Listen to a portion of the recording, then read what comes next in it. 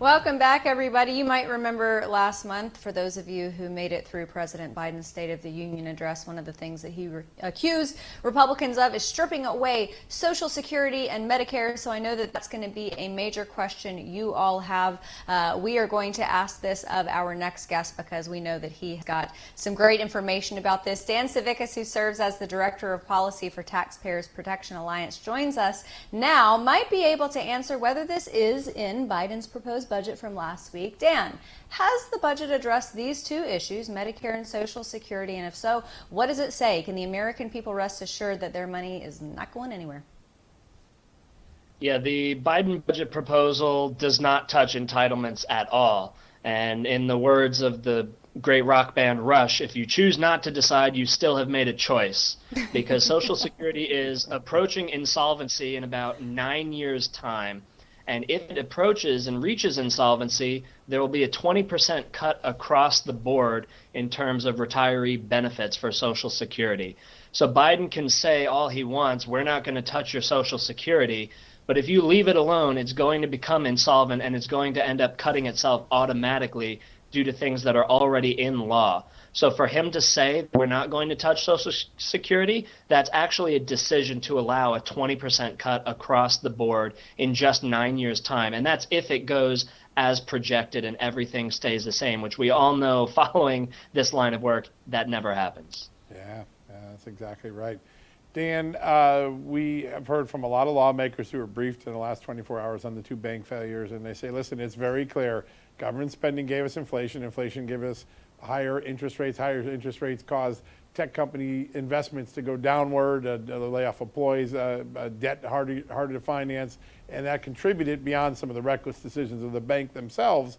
That cycle, when are we going to break that cycle? Because it seems like the $6.8 trillion new budget proposal only throws more gasoline on a raging fire.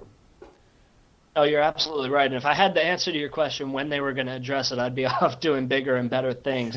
But all I can lend to the conversation is that this is not at all separate from government policy, like you mentioned.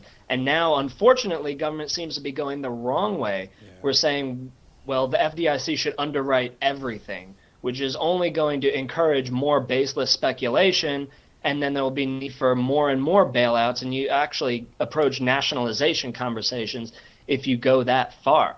What they need to do is allow for greater lending flexibility, roll back taxes and regulation to allow this innovation that they've been stifling, which has stifled investment and led to the kind of outcomes that we're seeing now.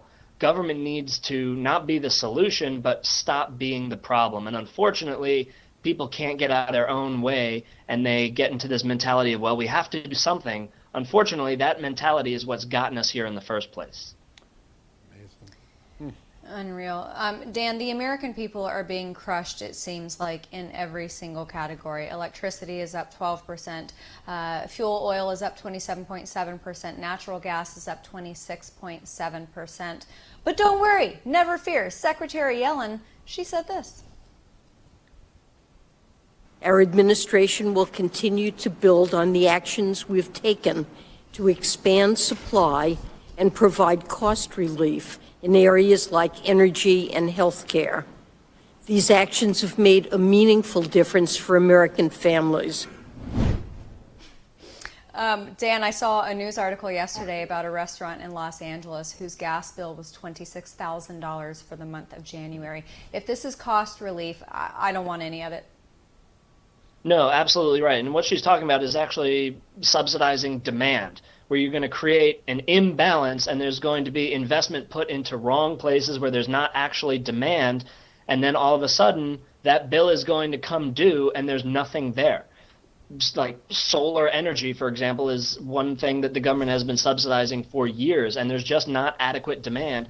It's not gotten taken up at the rate that the government expected it would, and the government does this across all sectors of the economy. It's not just sequestered to energy. They subsidize demand everywhere, even though the fact that there's not already demand should be a signal that this is an inefficient use of resources, but they do it anyway, trying to push specific policy outcomes, and then get surprised when the market continues to not want these things. and then they've had dumped billions, if not trillions, of taxpayer dollars into a waste pit, and they don't know what to do with it other than to raise taxes, which is a lot of what Biden proposed in the budget, going back to where we started. Yeah, it's a vicious cycle that he has started and perpetuated over the last 2 years. There was another great moment of candor from our Treasury Secretary, asked where the majority of the new audits would come from, all those IRS agents and auditors that we're hiring. And she said, well, most of it's going to go to families and small businesses, not billionaires and large companies like we were sold. How devastating is that to put even more pressure on families that are struggling to survive this economy that Biden created? Yes, that's just an outright falsehood. And judge the IRS by its actions, not its words, or by Janet Yellen's words.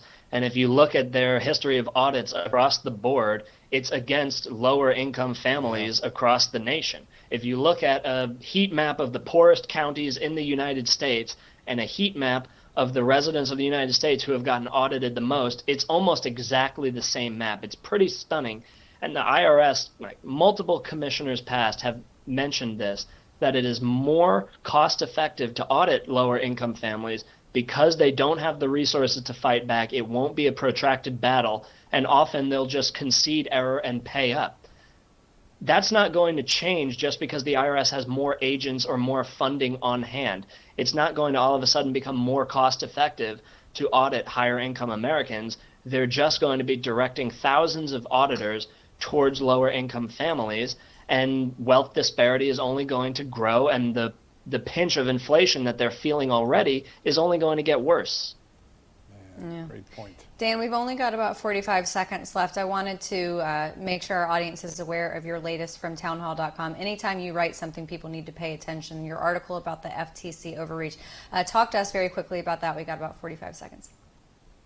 Yes, the FTC has taken pretty much to a strategy of just making sure the process is the punishment. It knows it doesn't have legal standing to harass American companies, but they're hoping that just by initiating these long, protracted lawsuits that people will bend to their will, knowing that they won't win the case in the end, but these companies will have to put so much time and money into fighting back against these lawsuits that they might just give up. And you see an FTC commissioner just resigned because they're getting tired of investing time and resources into lawsuits they're not going to win, instead of actually protecting consumers. Yeah.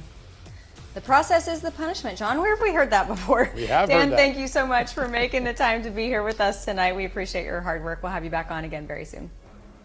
Thank you. All right, folks, we're up against a break. We'll be right back.